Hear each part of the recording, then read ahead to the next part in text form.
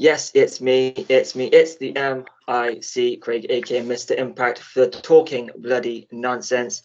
I'm pleased to be joined by one of our very first guests, star of British wrestling scene, Lizzy Evo. Thanks for coming on. How are we doing? Thank you for having me on, by the way. Like, times are tough at the minute, so I appreciate you taking time out to speak to me. No, it's really my pleasure. You've been so we've been trying to get interviews going, and yeah, you've been on our list for some time. It's just putting everything in motion. But I'm glad we can make this work. I'm glad. Finally. Yeah, it's let's have on, and yeah, if Brody, let's just get straight to it. I want to first start off by asking you.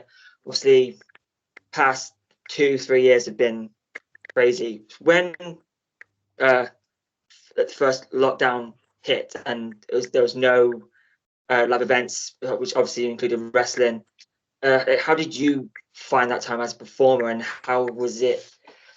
How did you find it as a performer, and how did you keep your name out there and keep yourself occupied as well? So when lockdown first hit, I was kind of I was in a relationship at the time, obviously with a wrestler, and during that period of lockdown, I had a lot going on. Like, obviously wrestling shows stopped, and then I separated ways, and like that was where I had a chance to find who I was as a person, and finding who I was as a person finally came out in the ring as well when I was able to come back. But throughout lockdown, I just used that time as much as I could to stay in shape. Like, I just took advantage of being outdoors as much as I could. Like, I jogged a lot because I find if I exercise, that refreshes my mind for me. So I like to get out and do yoga and stuff. So I collected a lot of journals throughout lockdown, and I just started writing a lot of stuff, and I just protected my mental health and my energy more than anything else.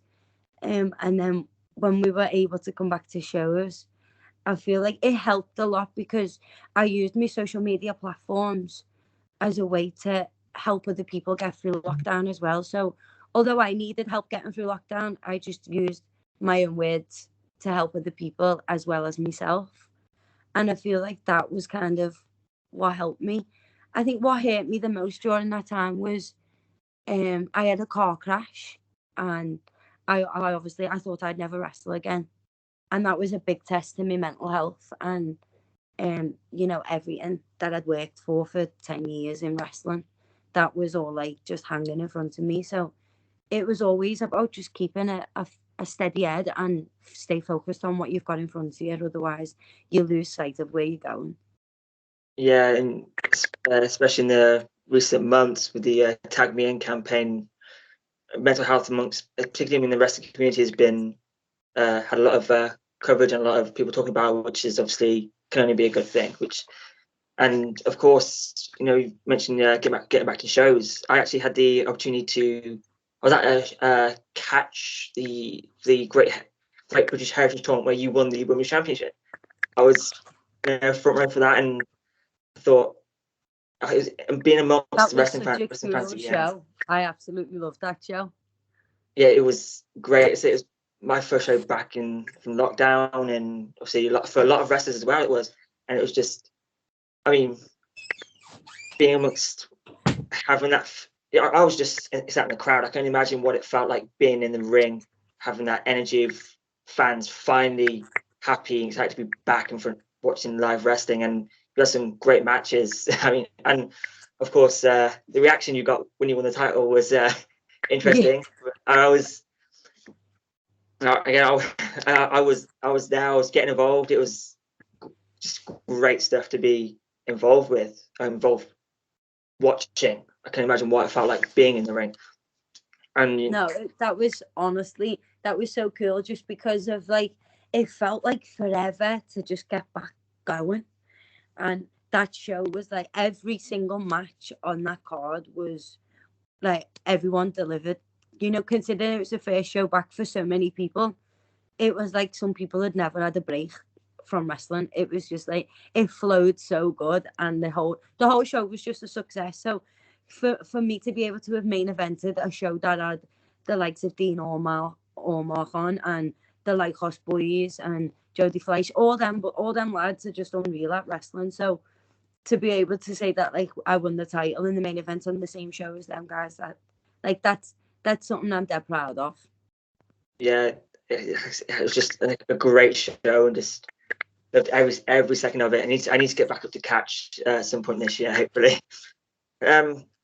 Obviously there's shows just before COVID and like after COVID. Like, what would you say? What was there a difference in the backstage amongst the wrestlers besides the energy of having the crowd back?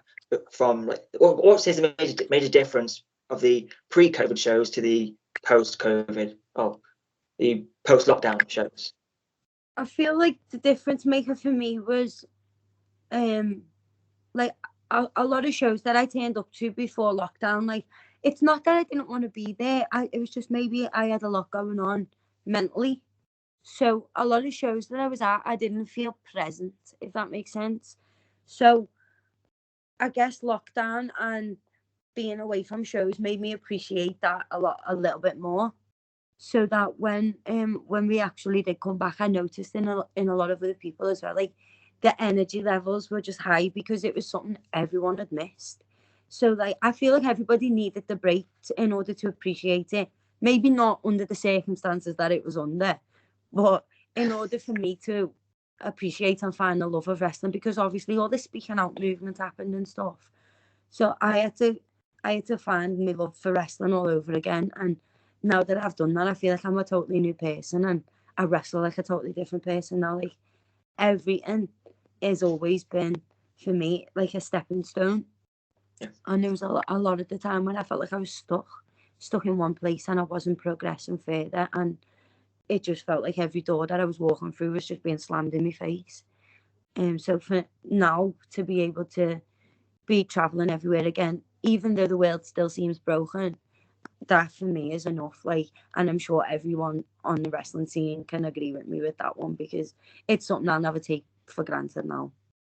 I mean, last year especially, you had a phenomenal year. You went on a belt collector run, probably giving Kenny Omega of his money, but it was.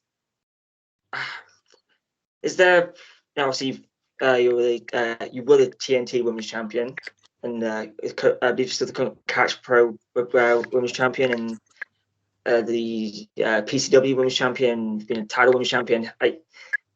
There's quite a lot you've collected there, but is there this year, especially, is there any company, of course you spent a little time at the NXT UK Performance Center. Is there any titles, that you've got your sights, or any wrestlers you've got your sights firmly set on for this year? I've never wrestled for ICW. That's on my list of promotions that I want to work for this year.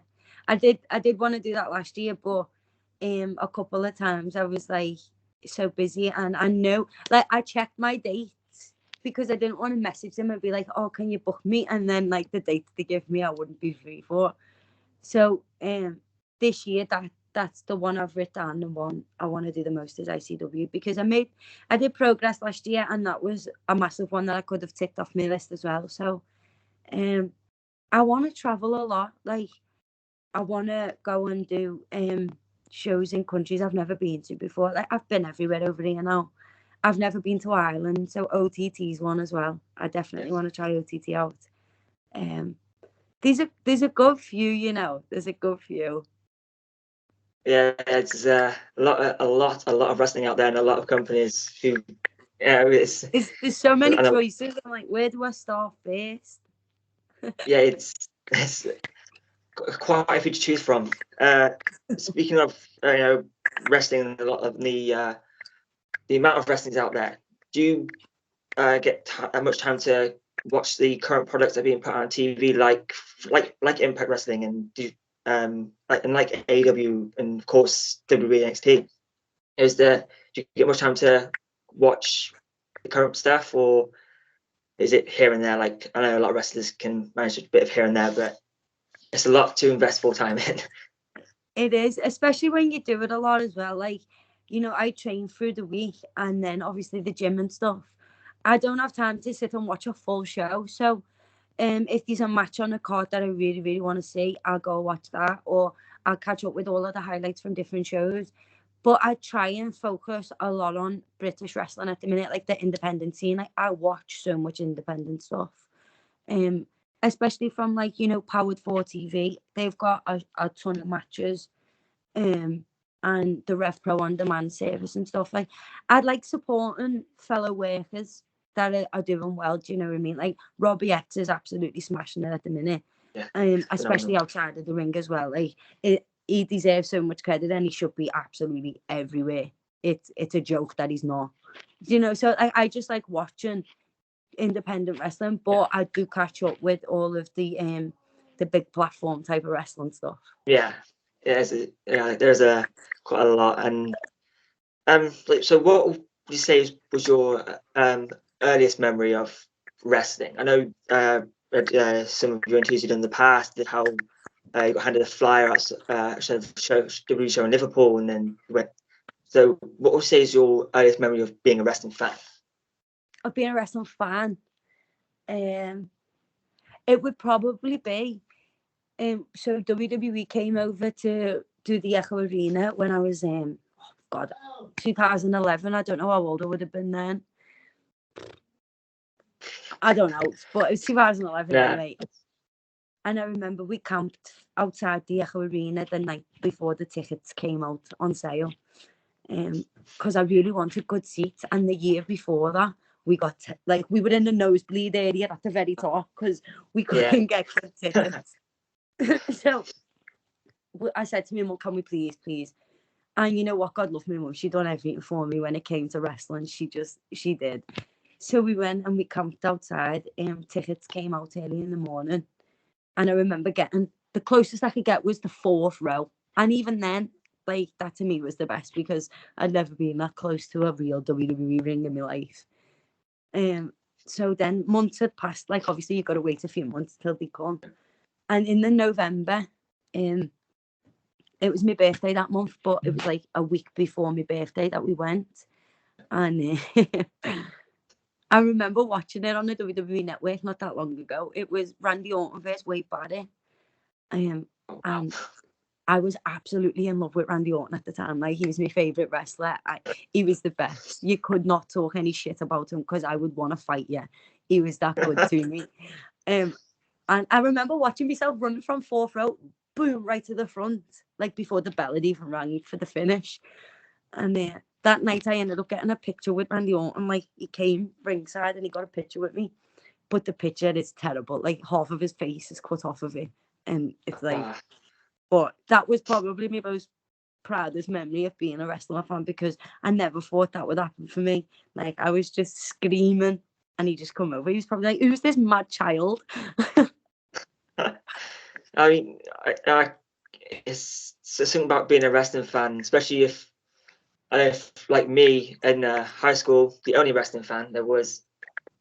So it wasn't much but to actually go into a show and seeing some of your favorites. I mean, I never made it to a WWE show, but a few years ago I went to an Impact was the UK, and Robbie X was on that show, and he had a phenomenal tag team match. It was I think team with Adam Maxted, and it was just great stuff. You know, outside I met Santana and Ortiz, LAX, as they were then, and just you couldn't beat it.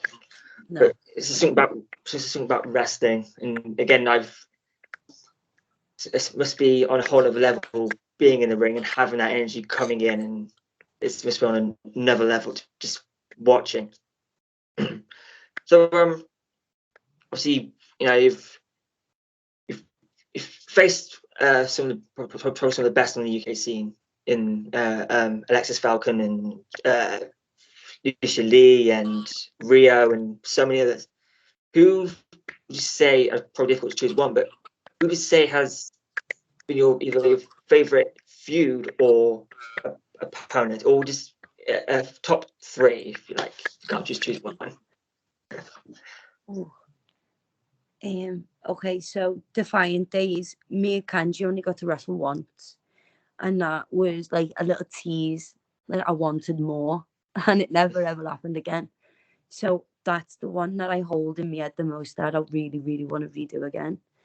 Me and Alexis Falcon, probably because it's the most recent one and it's fresh from lockdown, and you know, it's the best performance wise I've ever done. On like every time I got better each time. Like I noticed the difference. I love wrestling Rio as well, though. Rio's sick. Like Rio's gonna be massive one day. She already is, but wow, just wait and see. Like in a few years, she's gonna blow up. But then me and Lana Austin have really good feuds at Defiance as I well. was So gonna say, there's too many. There's too many. I yeah, can't choose. Everyone's good. right, it can only be a good thing when you can't just pick out a certain few. It can only be a good thing. Now, so I want to also talk to you about your, and it was a couple of weeks, but your time at NXT UK in the UK Performance Centre.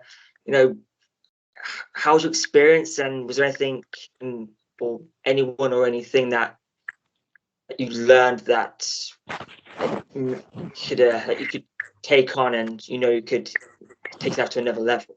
I know it was a short amount of time, but you also made a small appearance on NXT UK TV, I believe, in the background. But yeah, how was your time there? Man, it was so cool, you know. Like, a couple of years ago, I was sat at home thinking that like things like that never happen to people like me. It's just like where I come from, and people that you meet all the like when since growing up, people are always like, "Oh, you do wrestling," but you just say like, "Oh yeah," but they never think that you'll take it further. And like, so that for me was just like not a point to prove to everyone who said to me that I couldn't do it, but a point to prove to myself, because my biggest fear in wrestling, being a wrestler, was having a call to a place like that and feeling like I don't belong there. And a couple of years ago, I was praying for the chance to have a tryout and show them what I was capable of doing. And I pray to God I'm thankful to God every single day that it never happened when I really wanted it to, because it wouldn't have worked out the way I wanted it to back then. So I feel now it came at the most perfectest time for me, in order of being able to show what I've learned in 10 years, and like how much more I'm capable of learning from now on. So that was just, it was good because it was a test. Like, I'm a big believer in everything happens for a reason, right? Like everyone who knows me knows I'm dead spiritual, and I believe there's a purpose for everyone in here in this world. And if you don't know your purpose, one day you will, like all that type of stuff. And I believe my purpose is wrestling. And because I've never fitted in with anything else. Like I've done 9 to 5 jobs and I just get sacked. Like I just can't keep a job. I think I'm doing the right things and like, nah. So I've tried everything. I just can't. The only time I feel like I belong somewhere is when I'm wrestling. And I feel like when you've got so much passion for something and so much determination to prove not people but yourself, that's when your life starts to move forward. Like don't be concerned about what other people think. Like when I went there, my whole mindset was like, oh, these people are gonna think this about me. This is this. And with me at the time, like people were tagging me and stuff on every social media platform. So it was like I was fresh in people's minds. So I didn't want to rock up at this cool place and everyone be like, oh, she's not even that good. Do you know what I mean? Like they were my thoughts going into it. But nah man, it was so cool. Like I was welcomed by every single person. Like, and I learned a hell of a lot. Do you know what I mean? Like that's something that I never thought I'd be able to say. So the fact I can say that I learned from people who I look up to, and I got to do it in a ring that like I always dreamt about being in. That's quite cool. Yeah, I can only imagine. See, you know, wrestling is a global thing, but for a lot of fans and a lot of wrestlers, WWE is where they want to end up. Yeah. You know, there's so many options out there, but WWE is still for many a place where that's where I want to be. When Yeah. you first step into a I ring. grew up on WWE. Like WWE was the biggest wrestling show when I was younger, and that was what I watched. Like TNA was about, and I watched it, but WWE I put all my time into. So why would I not want to be there? Do you know what I mean? Like that's always been my dream. I mean, my dreams changed from time to time. Like not changed in the aspect of like I never wanted to be there. It's just changed of like, okay, so I can try this before I get there, if that makes sense. Like we can all take different roads and they all lead us to the same place initially, but it's just having the courage to take different roads and try different things. Yeah, they say that if you do what you love, you never work a day in your life, type of thing. Yeah, Exactly. exactly that. Yeah, there's something about wrestling as well. The show Talking About Nonsense. They do it with the British wrestler Peter Nixon. And he was saying that during the lockdown that he thought he was done, but as soon as he got back in the ring, he knew that was like there's no getting away from it. It's like an itch. Yeah, a bad itch that won't go away. And that hurt yourself for every single day, every day, and then but you still love it, you still go for it. Yeah, it's nothing quite like that. Oh, obviously NXT UK is most recent, but I want to take back to the start when you first started training. I believe I read somewhere that you started at 13. Yeah. Is that right? Yeah. Wow. I mean, what was that like when you walked into that training place and you stepped in the ring? Was like yeah, this is what I'm doing. At that age, did you know? I still remember it like it was yesterday, because when I got the leaflet to go, it stated on it you had to be a certain age, and I think I was 12 maybe. So I was like, golly, excuse me. I said to my mum, I was like, no, I'm going. I don't care how old I am, I'm going. But we waited anyway. So when I turned 13, and we went the first time, I watched the ring get built. And now, as a young girl, like I always ever watched people walk to the ring. I never ever watched it get put up and I was like, oh, this is so cool. Like we have to set the ring up as well.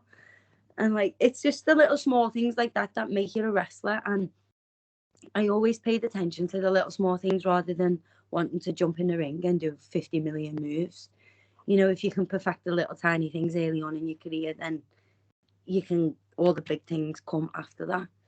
It's just perfecting your basics and stuff. So the first day, I remember I wanted to only try rolls, run the ropes. I only wanted to do stuff like that just experience in the ring. So like when I stepped into the ring the very first day, I looked over to my mum, and I remember pulling this that little cute face.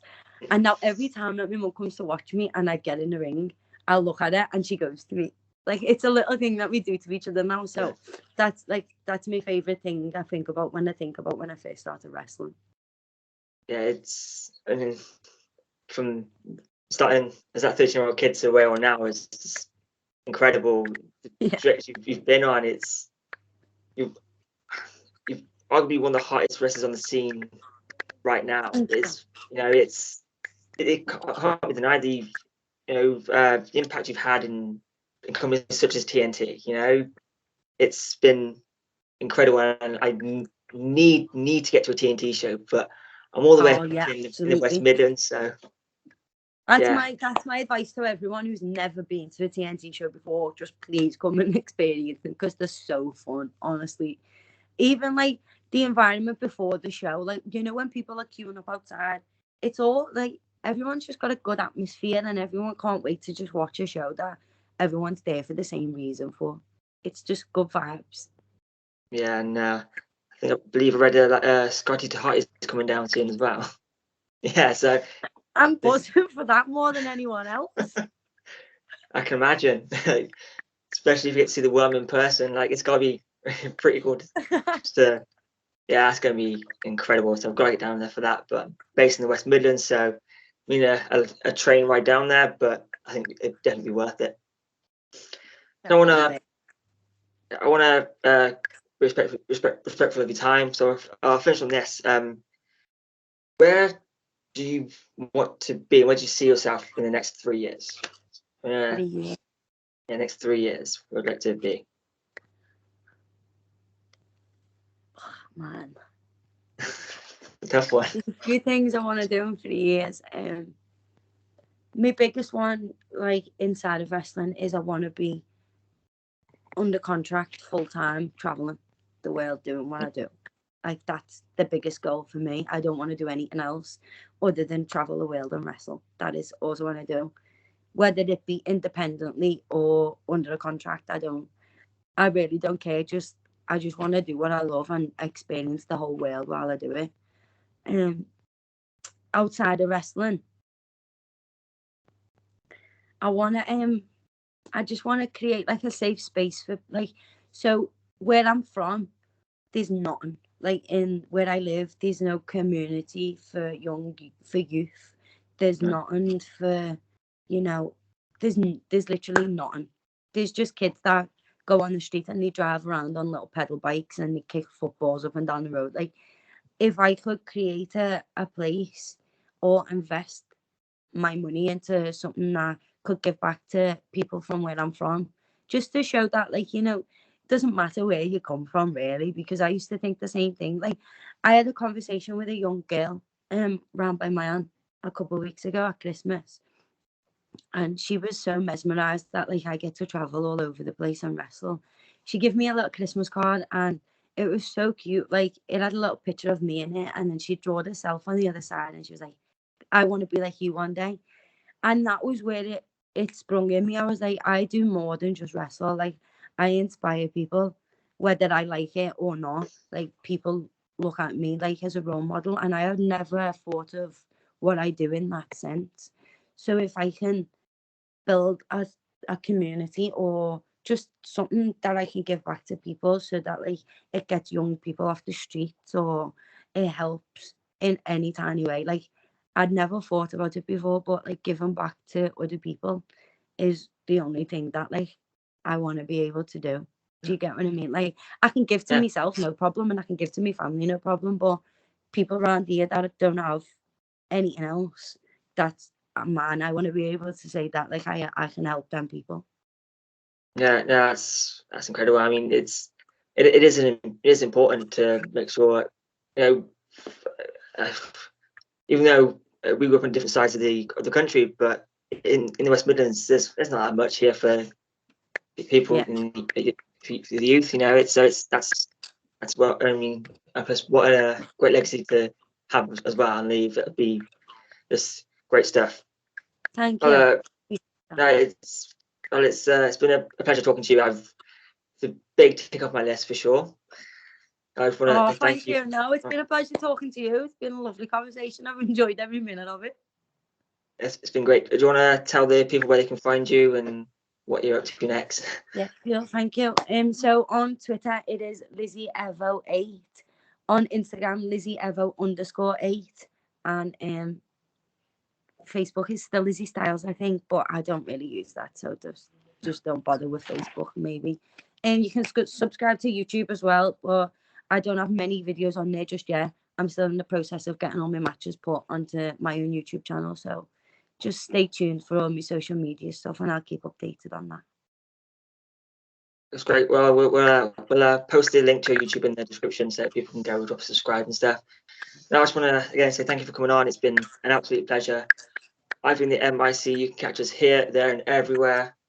Till next time. Goodbye, my friends. Thank you for having me.